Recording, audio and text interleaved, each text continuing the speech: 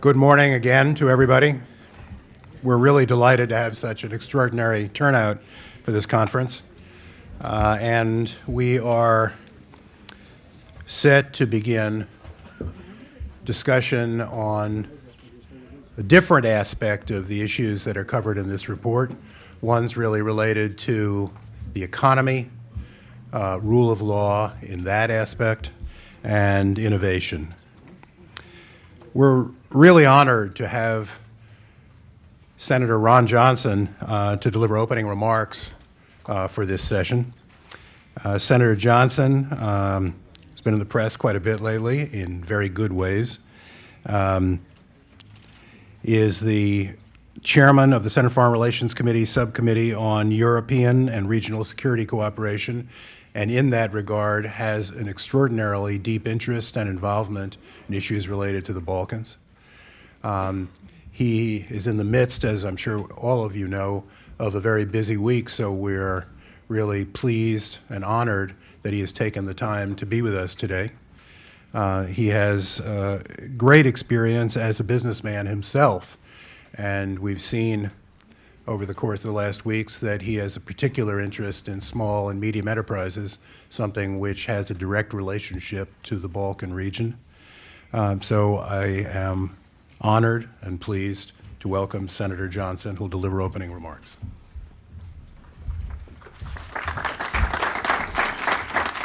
Well, thank you, Mr. Ambassador. And let me just thank the Atlantic Council for holding I guess call this a seminar on the Balkans or Southeast Europe, as I've been coached to start referring to it as well. I'm no expert on the subject. I'm really not. I have a great deal of respect for my own ignorance in terms of all the complexity, all the history within the region. But I do know enough at how important the region is in world history. And I think at this particular point in time, my sense is that we're at a real hinge point within Southeastern Europe, within the Balkans. And this is the point in time, and this is why I'm so appreciative of what the Atlantic Council is doing here. It is so important for the West to reach out, to pay attention, to make sure that all the people within the Balkan region realize that their future, particularly their economic future, lies with the West. If we don't pay attention, if we don't outreach, if we don't do everything we possibly can to strengthen those ties and help the Balkans become economically successful, we'll miss this very important hinge point in history, and we just simply can't let that slip through our fingers. Just as introductory to this particular panel, it was asking the questions of, what are the barriers to investment and growth, how to overcome them, how do you foster the next generation of entrepreneurs, how important, how crucial is U.S. and European investment. Let me just lay out from my standpoint the primary components of economic system, of economic success, of economic growth. From my standpoint, there's one table stakes issue. One word that overrides everything is called security. Obviously, Syria is going to have a really tough time growing economically because of the lack of security in Syria. The Balkan regions, are overcoming their own problems from that standpoint. But security just isn't talking about peace or a state of not at war. It's really about the security of contract, the security of rule of law. It's just a table stakes issue. You must have security. As an investor, you must realize that if you're going to risk your capital, some government is going to arbitrarily take it away. Or some government agency is going to come in with some rule or regulation and put you out of business. You need the certainty that when you're putting at risk your capital, both human and financial, that there's a level of security that you're going to be able to really bear the fruits of those labor and keep the fruits of those labors yourself. So that's the table stakes issue. But the other two components I just mentioned, an economy is nothing more than human capital combined with financial capital. Now, when you have high levels of unemployment of relatively educated people, you've got one of those components. I think that would be the case of the Balkans that want to work. How do you connect them then with financial capital? I just want to talk a little bit about, in America, we don't have the human capital. We don't have enough people to work in our factories. We are a nation of immigrants. I don't agree with the current demagoguery. We have to have a legal immigration system. We simply don't, in America, have enough people, enough workers to really drive our economy. It's a limiting factor. We are also wasting an awful lot of our financial capital in two ways. First of all, overregulation. In America, it costs, on average, about $2 trillion per year to comply with federal regulations. Now, that's a massive amount. It is for sure larger than the combined economies of the Balkans. $2 trillion is about $15,000 per year per household. Now, nobody writes a check for that $15,000. I always call overregulation the silent killer. We recognize that regulatory burden in higher prices, lower wages, and benefits. And it just stifles economic activity. Well, one of the reasons I believe we've had this, I call it this Trump bump in the stock market, is at least for 4 years, the American economy is looking at a pause in overregulation. But that's a cautionary tale for any government. There's a cautionary tale for the Balkans. Beware of government overregulation because it stifles economic activity. Now, the other way we fritter away that precious financial capital is in a grossly inefficient tax system. The American tax system is something like 70 or 80,000 pages long. It is a mess. You have different levels of taxation, high marginal rates, but then all kinds of deductions and tax credits that overcomplicate the tax system. So as you're designing your tax system, which from my standpoint, the primary principle of a tax system is raise the revenue government needs so that it doesn't run a deficit and do no economic harm. Stop trying to socially and economically engineer through the tax code. Government is really bad at social and economic engineering. They just don't do it very well. So design a very simple tax system. Tax only once. Now you can decide, do you want a tax based on consumption or do you want a tax based on income? My own preference is one based on income because my first accounting tax class said that a principle of taxation is ability to pay. So again, an efficient, a simple, flat as possible tax system combined with a limited government regulatory system. We need government regulation, there's no doubt about it. You have to foster competition. You need a regulatory environment to make sure that competition is protected. So you don't have oligopolies, you don't have monopolies. And you need a government regulation system to set the rules of the road. In America, the Uniform Commercial Code that just governs interstate contracts. But you don't need much more than that. And so again, it's that overregulation, it's a messy tax system that taxes in different ways, tries to socially and economically engineer that fritters away, that wastes the precious financial capital that you need to have a vibrant economy. Now, the ambassador mentioned earlier, I've been, not by choice, quite honestly, been in the news in terms of our current debate. Let me just describe what I'm trying to defend in our current tax debate. I'm trying to defend within our tax system, 96% of American businesses are what we call pass-through entities. They are basically owner-operated businesses. The income passes through the entity to the owner. It's taxed at the entity level. It's about 96% of American business. 4% are the big C corps, which represent about 50 to 55% of taxable income. The pass-throughs are about 45% of the taxable income. The pass-throughs, in my mind, because I came from that world. In Wisconsin, we have all kinds of, all different sized towns, but in my mind, the images is of the smaller community where you have one or two major manufacturers, often owned by a family, passed down from generation to generation. Managers that have a very long-term view. They'd like to pass that business down to their children, to their grandchildren. They're so concerned about the employees that work with them. And understand the word I use, worked with them, not for them, with them. That's my general sense. I don't have any stats on this, that there are probably more businesses that go bankrupt of those owner-operated businesses because they simply don't have the heart to lay off employees when economic conditions downturn or they lose a major customer. I'm trying to protect those business entities, and by the way, those are exactly the types of business entities you want to foster in your countries.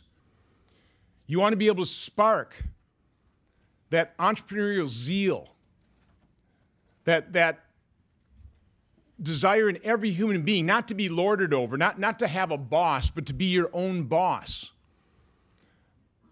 That is what an owner-operated business is. Now, in America, we have the C Corps. Now, I have nothing against big C Corps, the big corporations, 4% of American businesses. We need big companies to do big things. We need international companies to do international business. But the problem with C Corps, that structure, it's not owner-operated. It's run by managers, short-term thinkers. Because the markets, they're tied to quarterly results or 5-year stock prices when they cash out their stock options. They're the type, because we have double taxation of dividends. Again, I said tax income only once. We have double taxation dividends, so it causes our C corporations to hoard cash. And if they don't have the need or the opportunities to take that cash and grow organically, well, they start looking around for those owner-operated businesses. They'll buy a competitor. If they've got excess capacity 3 states away, they'll take the production out of that business and cold-heartedly move it to another state. So from my standpoint, my whole tax plan would have been to turn those C Corps into pass-through entities.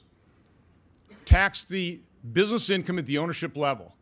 A very efficient tax system. Unfortunately, we're not working that way in our current tax debate, but I'm cautioning you, do not set up that double taxation of dividends. Do everything you can to foster that owner-operated management type of system, because that is what will make your economy vibrant. It's what will entice your children to stay in your countries.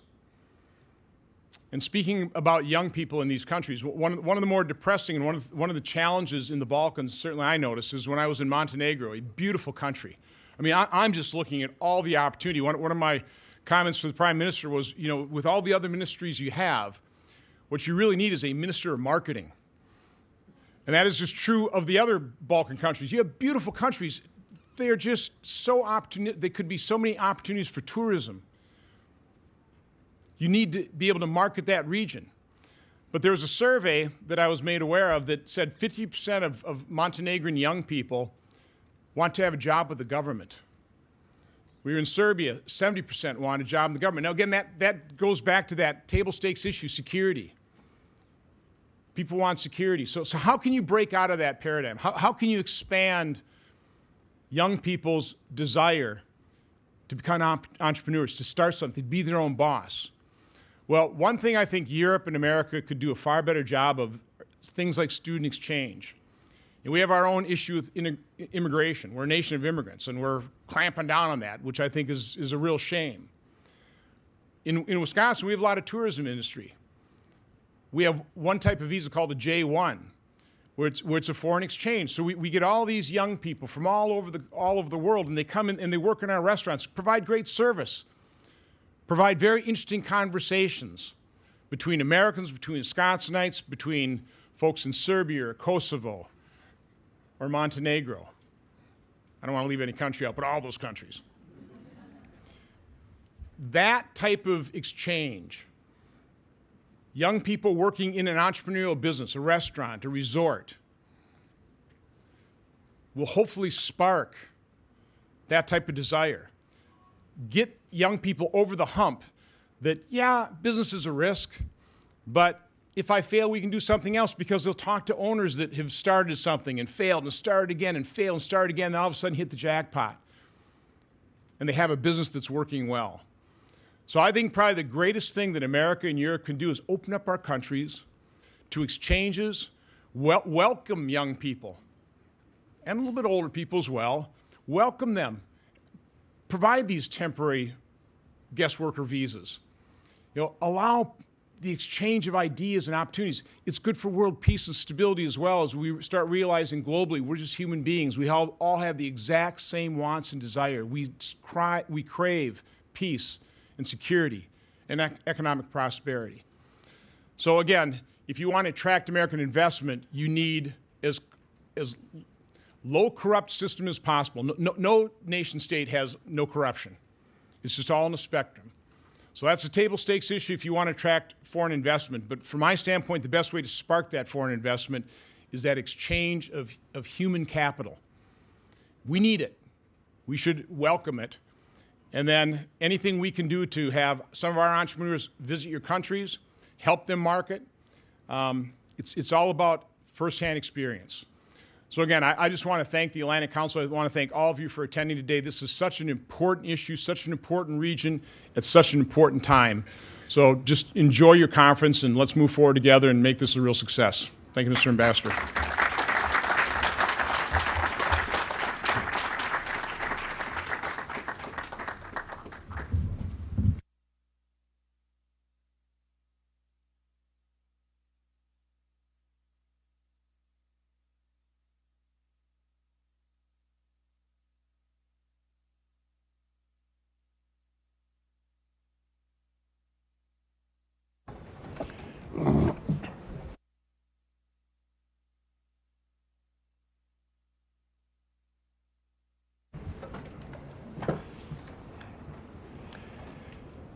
We're very grateful to the Senator for his opening remarks.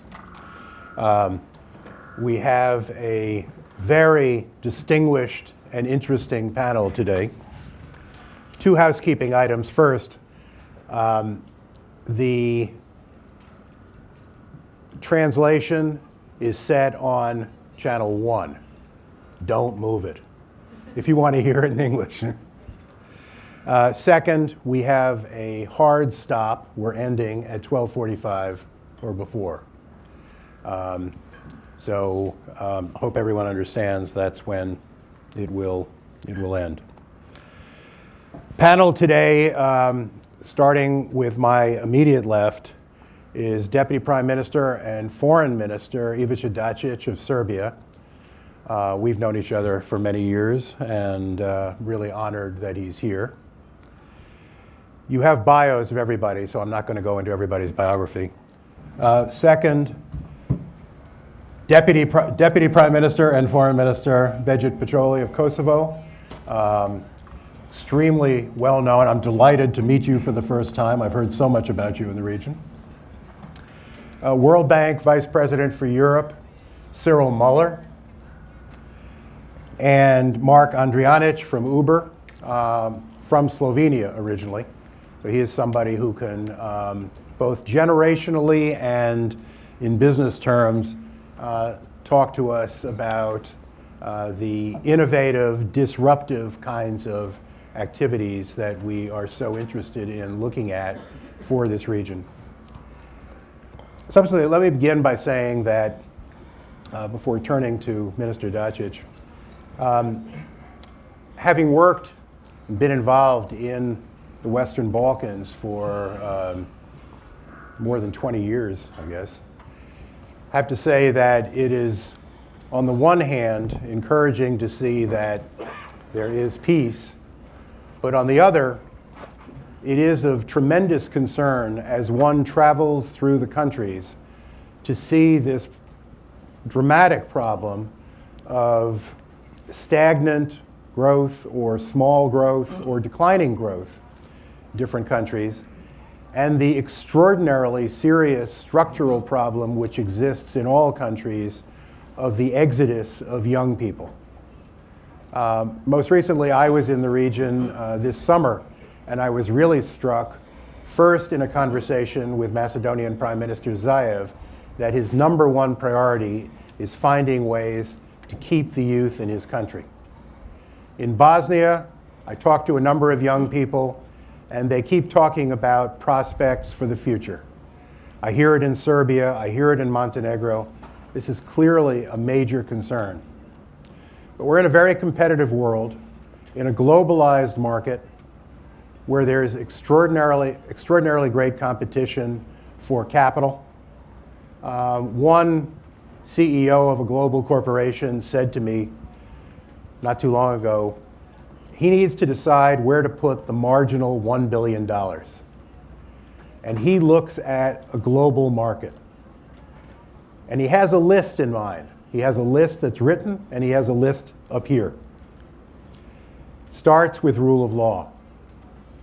This is not just an issue for security, as we discussed in the previous panel, but it's a fundamental issue for companies as they think about legal certainty for their contracts and they think about their ability to do business within a country in which they're going to invest large amounts of capital. So we have a combination of financial issues, political issues, humanitarian issues as we look at the full range of things affecting the economies of all these countries. And of course, all of us are here because we want to try to find ways to promote greater growth as elements that interact and interrelate between security within all of the countries of the Western Balkans.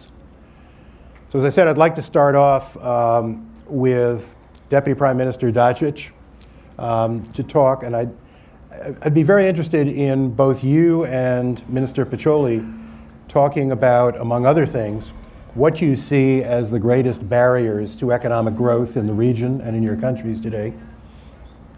And relating to this issue of youth that I mentioned, what do you think governments can do to remove these barriers? What is a realistic role for the private sector as we move forward? Mr. Dačić. Pa ja pre svega želim da se zahvalim ambasadoru Gelbardu i Atlantskom savetu na pozivu za ovu konferenciju.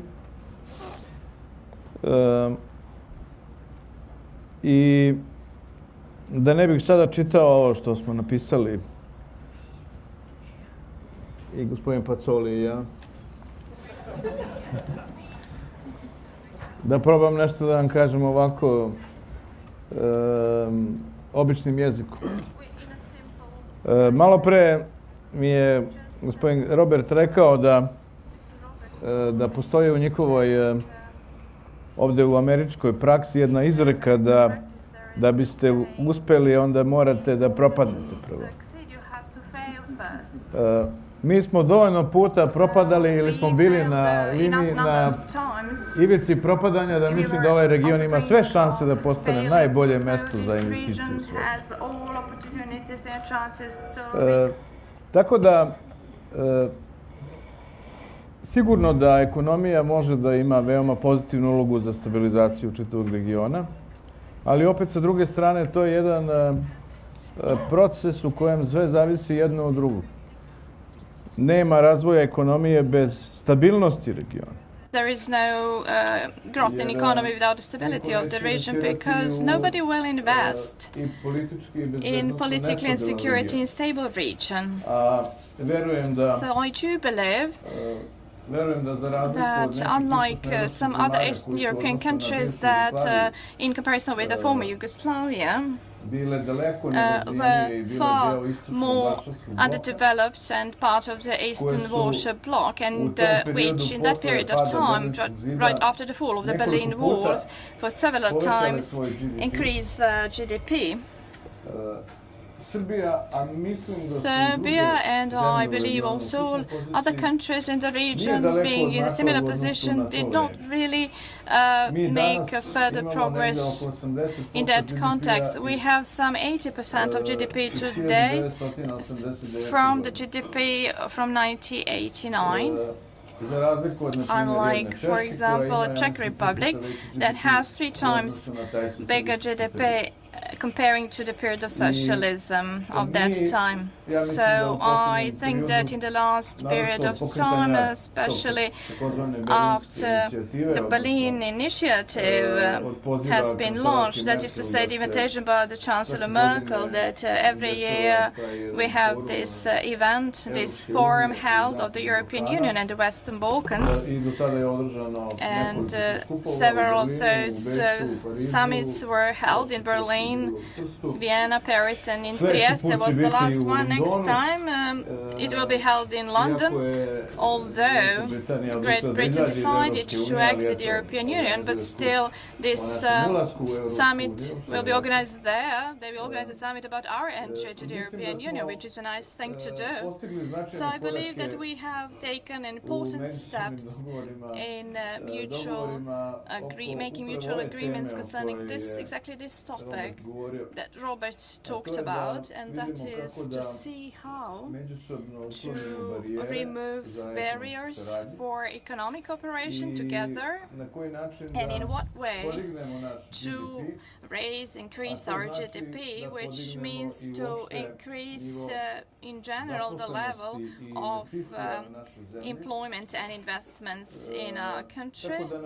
So at the last summit that was held in Trieste of the Berlin process, there was a proposal of the European Commission that was adopted there. It was not easy to reach this proposal and to agree upon it because, you know, in the Balkans there is some kind of resilience to getting closer together and linking each other because it is being deemed as a revitalization of Yugoslavia. But I believe that we have reached some agreements and understandings on that occasion that do speak about defining some certain regional integration processes, that, as we called it, a regional economic area. There were other ideas as well of creating a customs union, but to establish the common market. We also ratified agreement on the establishment of the energy community with the aim of as quick as possible integrating in the European market. And when it comes to Serbia, having in mind what we have discussed minutes ago concerning the tax system, I think we have the lowest rate of tax on income, some 50% in Europe, and Serbia has this favorable situation that it is on its path towards the EU, but still not a member of the EU, and it can have the systems of regimes of free trade with some other countries. So we have the free trade regime with the EU and the countries of the region and eastern countries like Turkey and Russia, etc., to have customs-free system for the market of almost 1 billion people. Also, we have established the packages of financial support to investors in the production sector of services, and certainly the EU is the first foreign trade partner of Serbia, foreign trade partner number one. And I would also like to say that we have promoted economic relations with the United States. Last year,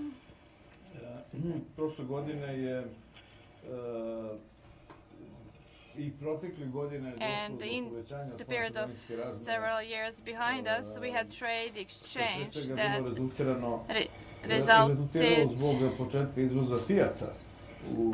We had an increase of trade exchange thanks to the export of Fiat to the United States, but in order not to be objected by the United States, here is my friend Srđa from Montenegro also sitting here with us. Still, we do have larger foreign trade exchange with Montenegro than with the United States. What I'm trying to say is that, which is a proof that Montenegro is a large, big country, you know.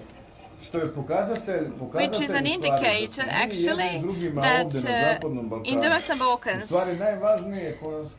we are to each other, you know, most important economic partners. So I did not bring with myself the list of I don't have the data of the trade exchange amount with the countries that are in our neighborhood now with me. But, you know, therefore it is important to have the least possible number of barriers for trade and economy, and that we have common projects. That's why we just talked about the Berlin process and different infrastructural projects discussed within this Berlin process, not just for one country, because there are many highways that have not been built yet. I will remind you of the fact that, for example, between Belgrade and Sarajevo, there is no highway, and that it is very, you know, difficult to get there. For example, it's easier to come from here to some far away destination than from Belgrade to Sarajevo. When we started the dialogue with Pristina, when Dačić and myself were prime ministers at that time. We signed the Brussels agreement, and we mentioned right at the first meeting this issue of the highway that should stretch from the town of Niš to Doris, and just 2 years ago I visited Montenegro and was a witness of an event. For example, the train from Belgrade to Podgorica traveled more than 40 hours. So what kind of economic connectivity we are discussing here when we have such a situation, for example, in the region, that is probably not known to all of you here, but we devoted more time to some other issues than to interconnectivity, and that is why this word connectivity was very ongoing all these years in all our discussions and talks, not to speak about political problems and differences that are there. These certainly should not be barriers for our better economic cooperation, and in that context I will not speak any further, just to mention and to call American US investors that in any case our region is much more hospitable than yours. Each time I come to United States, I force myself to be this well-behaving, but every time it makes me nervous the way they treat passengers from our region, including politicians. If we treated their ministers in the same way, or prime minister, president, it would be the international problem. I know that the United States is huge in size, but you demonstrate how big you are in the way you treat smaller. So each time you come to Serbia, you're all your highnesses, the guests. You will learn this in our region, therefore I invite you all to come, and Robert knows this very well. Thank you. Thank you, Mr. Minister. If it's any consolation, we don't get treated so well when we arrive in the country either. Minister Pacolli. Rekao sam vašima da su najgoru kompaniju avio imate na svetu. Said to your people that you have the worst company in the world, United Airlines. I'm seriously saying this to you, very seriously, because if others are afraid to say this, I will tell you, because at Frankfurt Airport, the way you treat the passengers from our region, I almost decided to go back to my country, not to come here, and I came here because of you. And the State Department, if there is someone represented here, please take note of this. Next time your representatives come to Belgrade, you will have the same treatment we had there at the airport. And you in Montenegro, if you're afraid to do this to them, just transfer them to Belgrade. We will do it. Let's continue. But I still do want to have very good relations with United States, of course. Minister Pacolli, you are a highly successful entrepreneur. I would appreciate your views looking at these issues of the big barriers to economic growth, economic reform, structural reform. And in particular,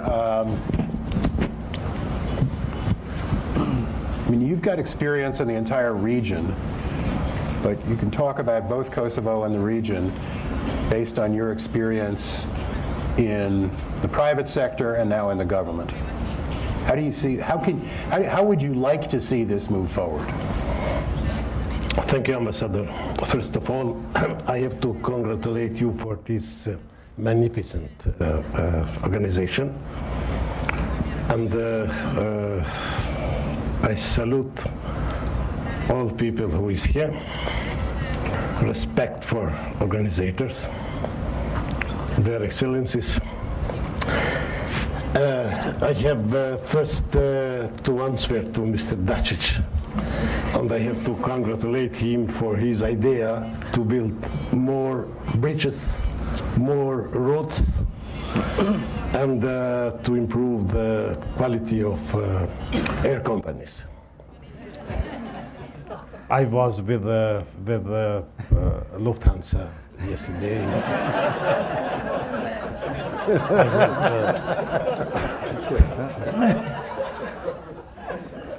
And it was everything climate. I have always been aware that only economic development could resolve naturally the inter-ethnic conflict, including also one in our region. I know that only effective chance for the Balkan is to improve the life standard and awareness of the citizens. Fast prosperity and economic cooperation between the countries in the region, because as you know, we are 20 million people over there. The average income is less than $10,000 per year. So as you see, we are poor, maybe the poorest region in Europe. On the other hand, the region has the potential to provide better life opportunities for its people with more higher income. And more, the region has qualified human resources, many natural resources, a dynamic and young population. There are favorable climate conditions, good geographic location. We are in Central Europe, access to the European market, to 500 and more million people, and we are in middle of 21 million people connected by a CEFTA agreement, and there Albania, Kosovo, Bosnia-Herzegovina, Serbia, Moldova, Macedonia, and we are there that we have two things for ourselves for a future. Which is the path? To put it shortly, I would like to say that the status quo of political, economy, and entrepreneurial relation has to be changed, or has to be reseen as a first way of doing politics, improving of investment environment, functioning of the rule of law, reducing the bureaucracy in favor of quality, increasing the efficiency, being practical in the legislation, talking about the results only through numbers, investing continuously in higher quality of education and entrepreneurship. That affects bringing more investments, attracting foreigners, bringing global players to the region, and more jobs. But not only.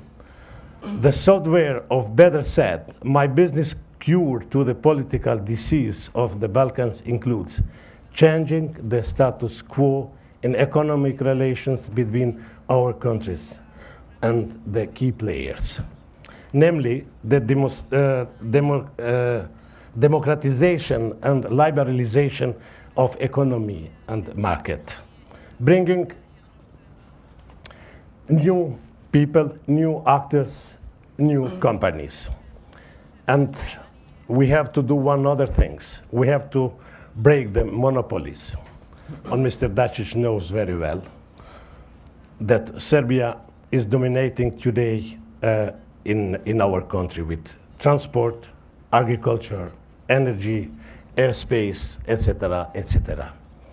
Injecting best practice of organization in the economy, creating the public-private partnerships, increasing the weight of services, modernizing of the mining industry. We have a lot of mines in Kosovo, through the valid management, finding an attractive way to access to the capital market, improving all types of infrastructure, better use of human and natural resources, thinking economically and losing free from politics, unleashing the new energies of economy entities, remaining full open to the regional cooperation, and finally, the region's economy shall become part of the global economy.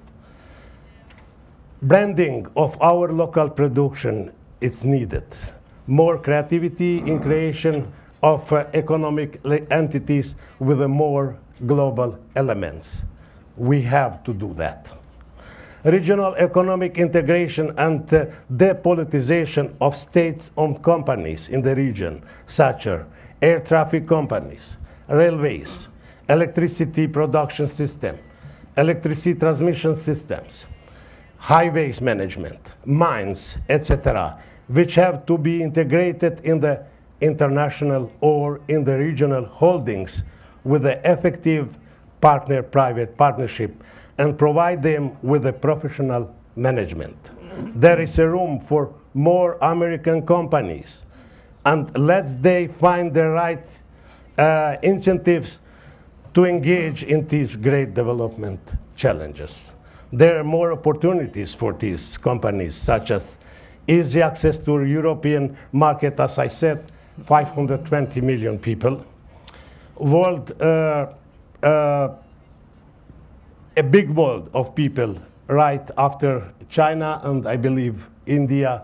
We are the biggest conglomerate of population over there. Two major international transport corridors pass through our region. We are in the middle of Europe. We have young, dynamic, and very skilled population. Some specifics also from my country. Kosovo is a young country. As you know, 17th of February, we are celebrating the anniversary of independence, 10-year independence. Kosovo is working very, very hard of fighting corruption and crime, reducing the quantity of the administration in favor of quality, change the procurement system, facilitate the full access for the investor into domestic market and businesses. Quick handling, sort of fast track for court cases for business topics. Many Kosovo public assets to be used as an instrument for creation public-private partnership. Creation a free zone. Mr. Dačić, we have in South Mitrovica a free zone. We have declared South Mitrovica as a free zone. Let's declare the northern part also, and we can make a bigger free zone and we can work there together, because only having bigger income, only improving the life of a people, only creating jobs, we can reduce the impact of politics. Unfortunately, we have already lost a lot of time to bring into life these ideas, Mr. Gelbard. There should be a kind of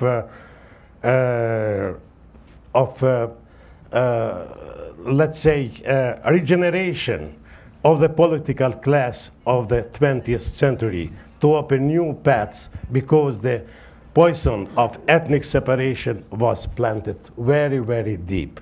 The European Union became aware such a course, but too late.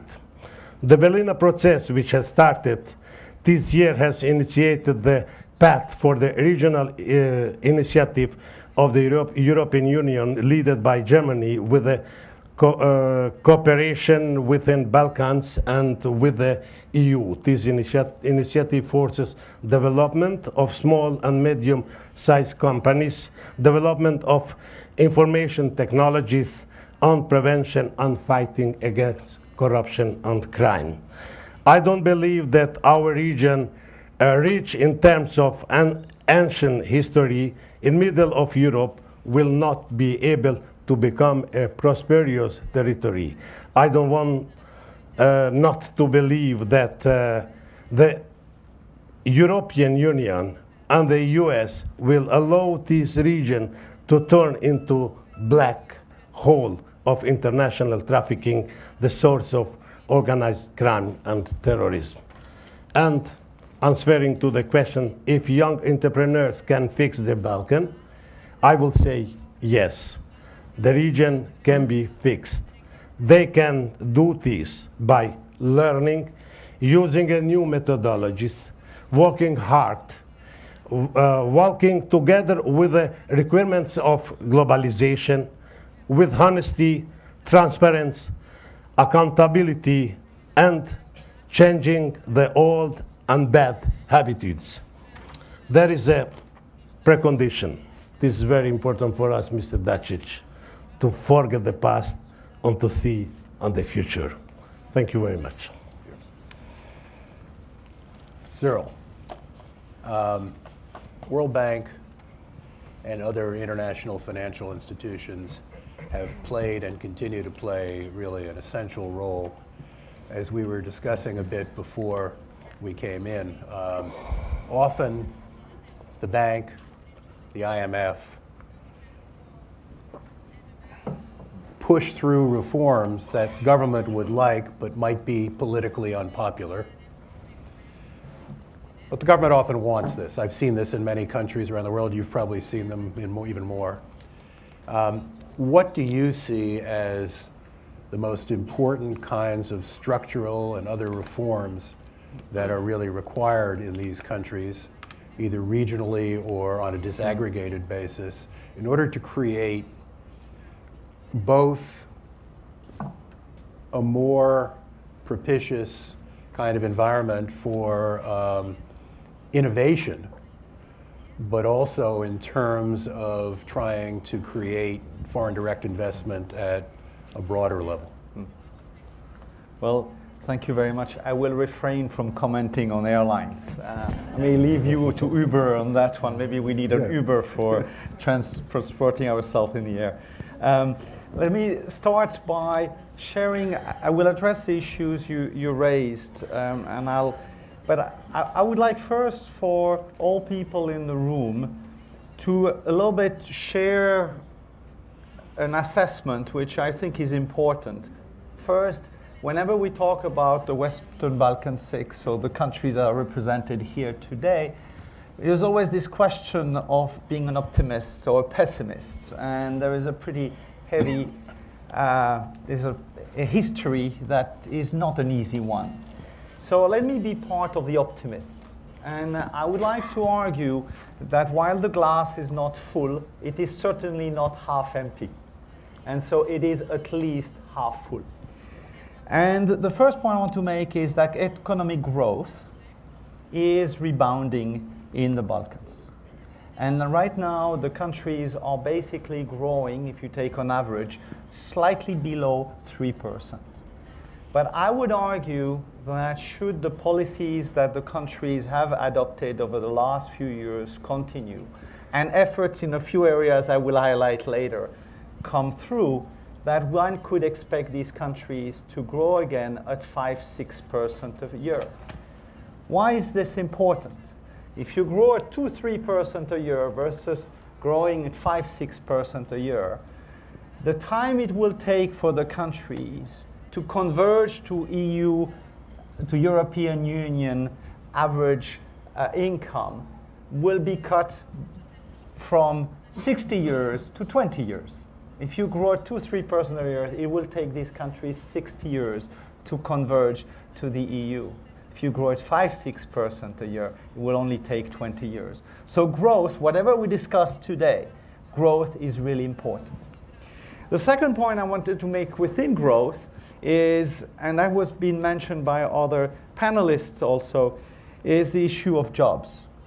And in 2017, actually in 12 months finishing in June 2017, there were 230,000 jobs created in the Western Balkans, which is not bad. It's much better than a few years ago, where it was really hard to even have positive numbers. And the second point on employment, which is very important, is that the overall employment level is back to pre-financial crisis level. So there is hope also in terms of employment. However, you still have very high unemployment rate, which, for instance, in Serbia is 11.8%, in Kosovo it's over 30% still, and where you have also youth unemployment is typically in this region about double what the average unemployment is. So you have to see that both as a real challenge, but also as an opportunity going forward.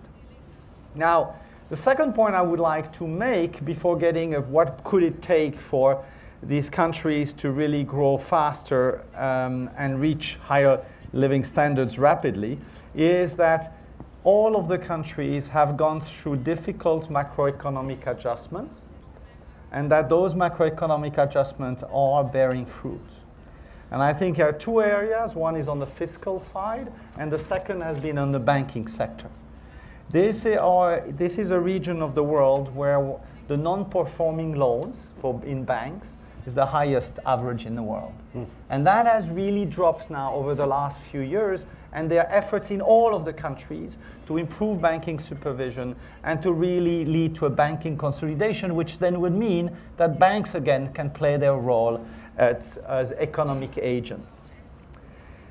Now, what are I will list 4 areas in which the countries have an agenda today that is very much needed to achieve higher growth and prosperity.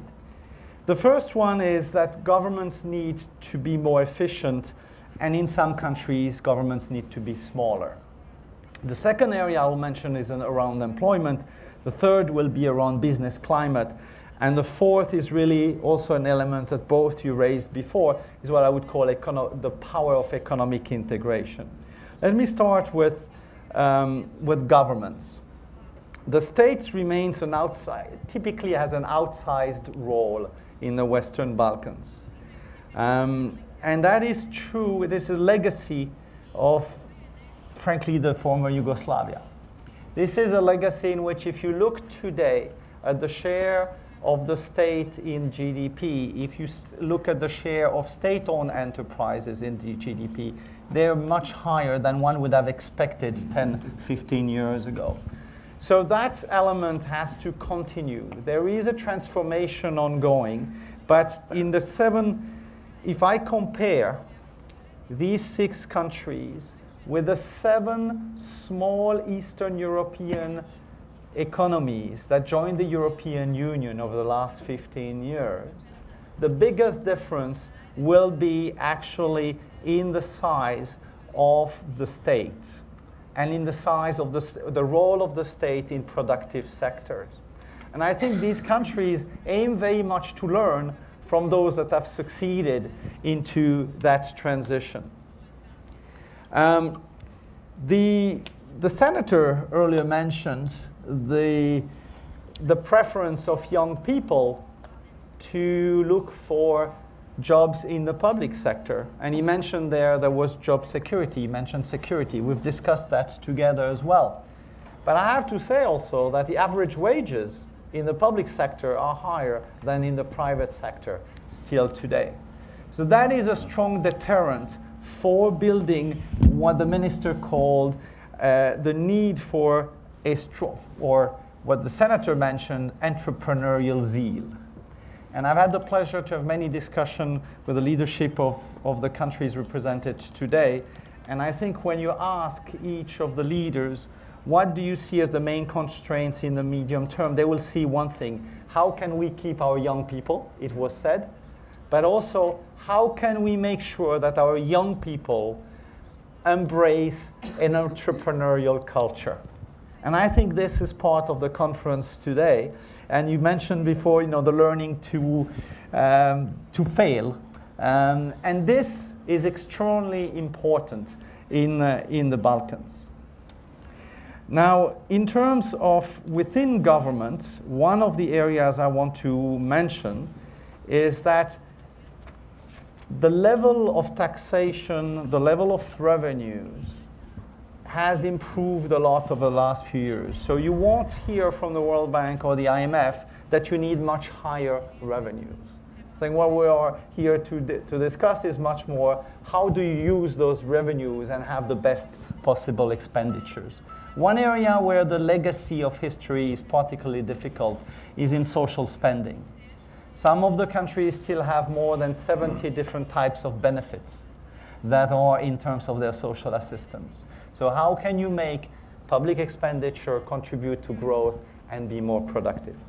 Now, concerning employment, I think the key areas of reform are really around labor market barriers that still exist. And I just refer to the very large social security programs that exist, and those typically prohibit formal employment and have long-term better wages, and greater productivity will be really needed. So you need higher wages over time, but you need also to move to higher productivity. Right now you have high payroll taxes, which disproportionately affects low-wage, low-skill workers. These may cause employers and employees alike to prefer informal arrangement rather than formal employment. Pension systems that allow early retirement and employment programs that come with free health insurance are among the region's many potential disincentives to work. So we're working with many of the governments in ways to make sure that the incentives to work evolve rapidly. Now, what is a friendly atmosphere for private enterprise? And I think they are going back to the role of governments. The government in the Western Balkans should be enablers, not drivers of economic growth. And this can be achieved by changing many of the legacy policies and institutions that still discourage private enterprise. One of the challenges when you meet with entrepreneurs that are taking risks today in the Balkans, they will say is the challenge of finding skilled employees. Despite the very high unemployment rates, one of the challenges is to really find skilled employees. And into that, therefore, one of the real challenge is to make sure that education, skills, all lead to opportunities in the economies.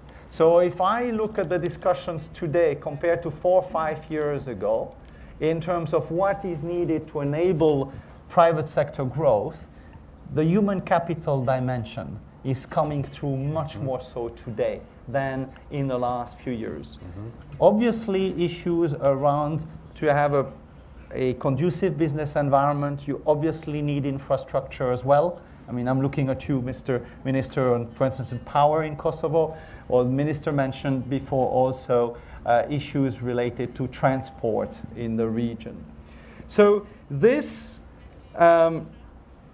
element of the countries generating skills for their future their future employees of the countries, their future human capital, is actually a real constraint today. I see a larger role of the private sector, and you asked about innovation before.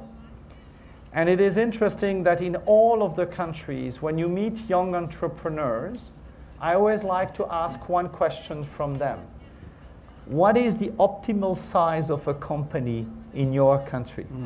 I won't give which country is which, but I will tell you that in all the countries represented here today, none of the entrepreneurs will say that that number is in the thousands. They will all say that it is around 100 to maybe 200. Then you can ask the question, why is it maybe 100? In one country, a number of entrepreneurs told me it's 120. I'm like, 120? Have you tried 150? Have you tried 200? And they said, yes, they tried. And they said they got too many friends once they reached 200, or that the role of government became an impediment to them. Too many audits, too many difficulties in that. And they mentioned that it was very difficult to hire really and sustain skilled employees. So I think that part that I'm mentioning here, which is for me really important, you ask about innovation, you ask about the private sector, I think yes, there is a potential in the region to join in with other EU member states that are making good progress into this. For instance, very entrepreneurial IT sector, for instance, in Bulgaria right now. And when I meet these entrepreneurs in Bulgaria, what they want to do, and they are investing in Montenegro, they're investing in Kosovo, in Macedonia, in Serbia. So they want, and that's my fourth point, that this region be really conducive to economic integration. They want not only the roads, they want also the ability to move people, and they want the ability to basically have companies join forces, and that's where you need a strong rule of law, so that they can pool their capacities and compete in global markets. And I want to finish with that on regional integration is really the glass half full is actually 3/4 full for me. It is that this agenda, which I see, and is reflected in the conversations we have and in the programs we're trying to support, are very much an agenda that is owned by the countries. Yes, sometimes maybe the IMF and the World Bank do support some difficult programs that imply sometimes, for instance, expenditure cuts that are not very popular. But today, in all of the countries, I see each country owning a strong growth agenda. And that growth agenda, I think, has a realization that the legacy issues can be dealt with and that the private sector will be part of that solution. Thank you. Thank you very much. We're gotten a bit squeezed for time, don't worry. So I'd like to ask, and this is really going to be important, Mark Andrijanic from Uber to talk about innovation. And I know he wants to talk about Estonia as a good model, which I really want to hear about. Then we'll go to questions. The timing on questions is going to be a little shortened, but this is important. Thanks so much. Let me just start by saying that flying Ubers are coming and that we're working tirelessly on developing this cutting-edge technology. And interestingly enough, to make this vision a reality, we partnered with 5 leading companies in the field of aviation from across the world. One being Bell Helicopters, the second one being Embraer from Brazil. But one of those 5 is actually coming from our region. I'm talking about the Slovenian company Pipistrel, which is a leader in electric aviation. And this is a proof of how innovative our region actually can be. The lack of Nikola Teslas is not an issue. I think we have had many. The issue is that very few decided to stay in the region. But what I would like to address right now is not just how to develop digital and cutting-edge entrepreneurs, but how to actually transform our citizens into entrepreneurs. How can we actually harness the talent and creativity of each and every citizen in order to make our society a lot more prosperous? Now, I think this is a job for politicians. We need to together think about how to open the door for the world of opportunities that are enabled by modern technologies. Now, I would like you to just imagine a local entrepreneur, a local craftsman in niche, who now has a chance to sell his incredible wooden toys on the Amazon platform to buyers from all over the world. Now, the global market and economic opportunities have never been closer than they are today. I would like you to imagine 3 brothers from Slavonia who were this close to packing their bags and leaving Croatia for Ireland, but then became one of our best-rated Uber drivers in Zagreb.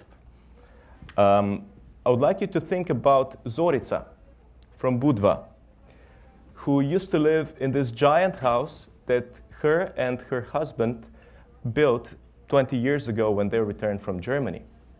Now, ever since she discovered what can be done with Airbnb, her house is full throughout the season, and she no longer has to be supported by her kids, who still live in Germany. And this is the magic of the digital economy that I am talking about.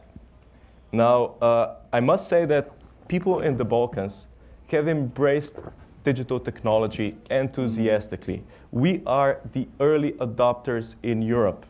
The problem usually is that the politics doesn't follow suit. But let me give you a few stats. According to Eurobarometer, which is the European Commission's poll organization, Croatians are among top 3 nations in Europe when it comes to the use of sharing economy platforms. A couple of weeks ago, a major national poll was conducted, again in Croatia, that showed that 90% of citizens support reforms that actually enable digital transformation and services like Uber. This is a big deal. We are ready.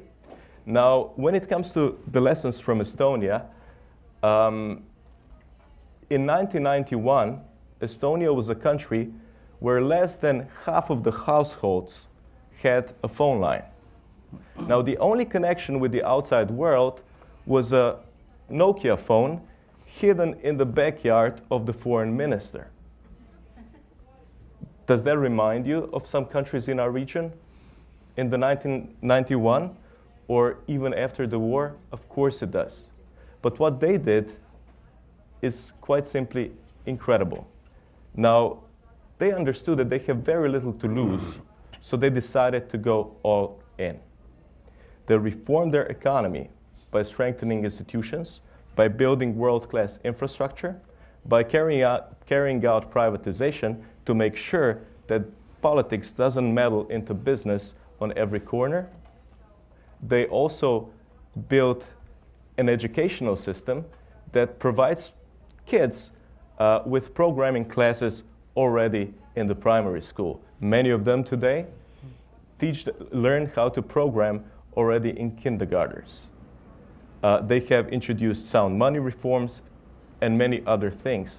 But the most important thing is that they made a firm political decision in the beginning to be not just better, but the best. And this is the kind of ambition I think our region lacks, but desperately needs. We can be the best. And I'm not just speaking as a proud Slovenian, but also as a committed optimist. I see talent, I see creativity on every corner when I roam the streets of Belgrade or when I attend startup pitches in Zagreb or any place else. We have the idea. The institutional capacity is, of course, the problem. And if I may answer the question of this debate, can we fix or can entrepreneurs fix the Balkans? Of course we can, but only if we will be allowed to do so. And here I think it's really important to showcase what kind of reforms are necessary to make the environment supportive of all of our creative endeavors. And I would say that we are in a similar position as was Estonia many years ago. We now have very little to lose when it comes to economic progress. Now think of the numbers.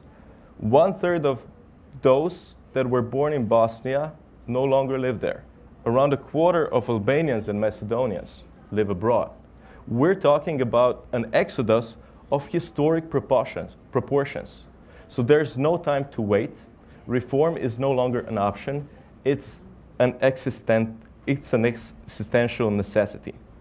So my suggestion would be, let's get politics out of business and ordinary people's life, and let's get our region going. Great. Thank you very much. I agree. We have a few minutes for questions. We have a lot of questions already. Sir. Give the microphone, please. No, this gentleman right here. Oh, well, I give up. We can take a few at a time. Yasmin Mijanovic, Fellow East-West Institute. We've heard very little about corruption and rule of law today, and it's far and away the biggest problem to business and growth in the region. A very concrete question for the Foreign Minister, Ivica Dačić. In the last 2 or 3 months, 2 ministers in your government have been implicated in very large-scale corruption schemes, Nenad Popović and Alexander Vulin. Will you be encouraging your government to ask those ministers to resign? And if not, what kind of signal do you believe that sends to the citizens of Serbia and also to the international community, which has invited all of us here to discuss very seriously the business environment in the Western Balkans? Thank you.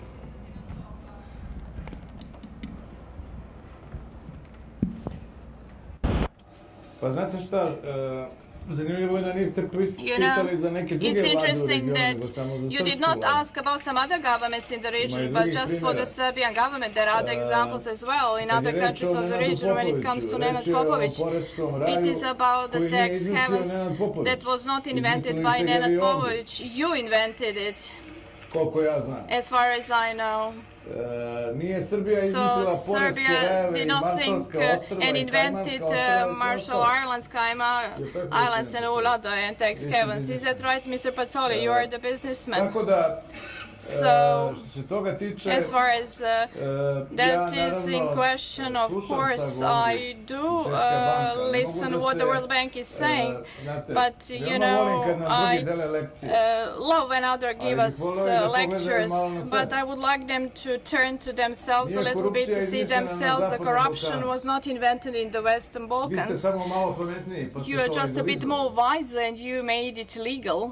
Ono što se zove posredovanje What is u poslu kod vas je legalno, kod nas je mediating korupcija. in a job, it is legal. In your Ono što se case, in our case, it's poreski corruption. raj. What is called tax Postoji- havens. Neke zemlje su od toga napravile You know, some countries made economic wonder out of it, miracle. And you know, šta je sa Lichtensteinom, šta what je is sa it, Liechtenstein and Monte Carlo, šta su ova ostrva o kojima and govorite, those islands Luksemburg i tako that dalje. I mentioned, Luxembourg, etc. Kad je reč o When stranim it comes o to stranim kreditima i foreign garancijama loans koje and dobija. donations that we Znate da tu receive, veoma you know često very postoji well uslov da that neko there mora is da a tu radi condition consulting kod vas. that someone dajete does a se pare. consulting services, Pa nemoj da se one pravimo of ludi you sad who baš. give those money, so let us not really pretend here. Privatizacija. The privatization issue, it is good to give lectures on that everything should be privatized, but I would like to remind you all here that when financial crisis erupted, you all went back to state interventionism. Here in Newsweek there was a top page, we are all socialists. So because the state had to intervene, not the World Bank and the International Monetary Fund, but the state had to intervene and save those enterprises and banks and all other institutions. So you came to a genius idea that we cut the social assistance to citizens. How come you came to this idea exactly? So IMF has the idea of reducing the allowances that we give to the women that are going to give birth. I'm saying once again, the lucky is the country that will, you know, say goodbye to IMF, see the IMF off from its country, meaning that they came out of the crisis. So as the payments are larger in public sectors than in private sector, I would like to change my seat with you, that you come work on my place and I work in your place. As long as there is a crisis in the region, there are also payments problems. So you asked me about the corruption. I don't have anything against this being discussed, but it is something to be discussed there, not here. I did not come here to talk about this. I came here to bring about the positions of my country when it comes to the government, whether it's too large in size or not. We are mentioning average wages that are between 400 and 500 euros in Serbia. So what else are we supposed to cut? What are we talking about?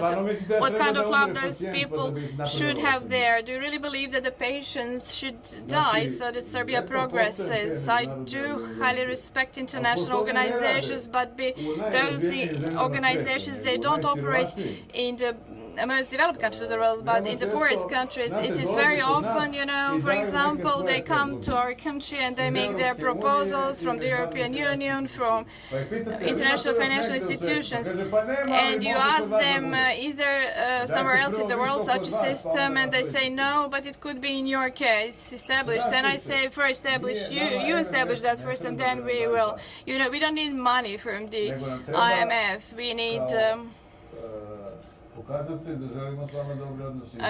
We want it to be an indicator of us wanting to have good relations. We are a sovereign country, making our own decisions on what kind of economic policy it will conduct. And just one more thing, as you're all optimists here, there is a huge difference. You know what is an optimist and a pessimist. An optimist says, no, a pessimist says it could not be worse than it is now. And optimist says, yes, it could be worse. Thank you. Thank you. One last question. Gentleman with his arm up there.